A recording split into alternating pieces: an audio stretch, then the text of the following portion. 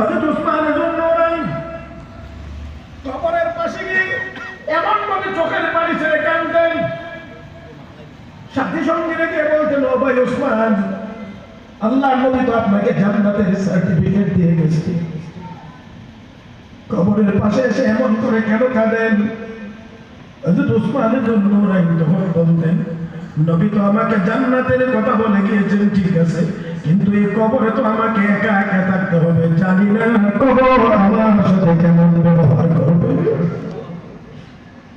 অথচ আল্লাহর নবী হযরত উসমানের ব্যাপারে বলেছেন, লিকুল্লি নাবিয়্যিন রাফিকুন ফিল জান্নাহ ওয়া রাফিকি ফিহা উসমান ইবনে আফফান। জান্নাতের ভিতরে প্রত্যেক নবীর একজন করে বন্ধু থাকবে, আর আমি বিশ্ব নবীর জান্নাতি বন্ধু হবে উসমান। ও মুসলমান, সেই উসমান নবী কবরের পাশে গিয়ে এমন করে কাঁদেন, আমাদের কি পরিমাণ কান্নার প্রয়োজন, কি পরিমাণ কান্নার প্রয়োজন, কি পরিমাণ কান্নার প্রয়োজন। কিন্তু দুর্ভাগ্য আমাদের মধ্যে মুসলমান নামধারী কিছু মুসলমানেরা ওই কবরস্থানের চিপা চাপায় বসেও এখন জুয়ার আসর জমায়। আল্লাহ আমাদের সবাইকে হেদায়েত নসিব করুন।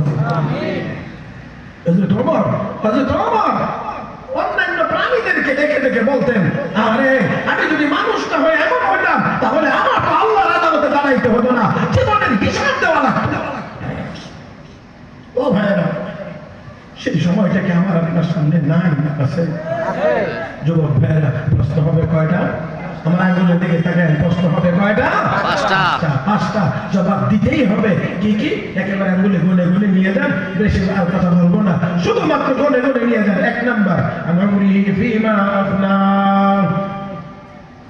বান্দা 60, 70, 80 বছরের হায়াত দিয়েছিলাম, কোথায় খরচ করেছো? জবাব দাও। 1। 2 নাম্বার, মান শাবাবিহি ফিমা আবলা।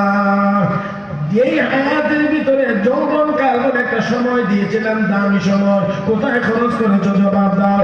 3 নাম্বার, আর মালিহি মিন আইনা ইকতাসাবা। সম্পদ কোন পথে উপার্জন করেছো? জবাব দাও। ও ভাইরা, চিন্তা করবেন, টাকা কোন পথে উপার্জন করেন, এটারও প্রশ্ন হবে। ও ফিমা আনফাকা, সম্পদ কোন পথে খরচ করেছো? জবাব দাও। 5 নাম্বার প্রশ্ন, ওয়ান ইলমিহি মাযা আমিলা ফিমা আলিম। আল্লাহ নবী বলেন, উম্মত 5 নম্বর প্রশ্ন হবে, ইলম যতটুকু অর্জন করেছিলা কতটুকু আমল করতে পেরেছো? কতটুকু আমল করেছো? জবাব দাও। 5টা করে প্রশ্ন। হায়াত কোথায় খরচ করেছো?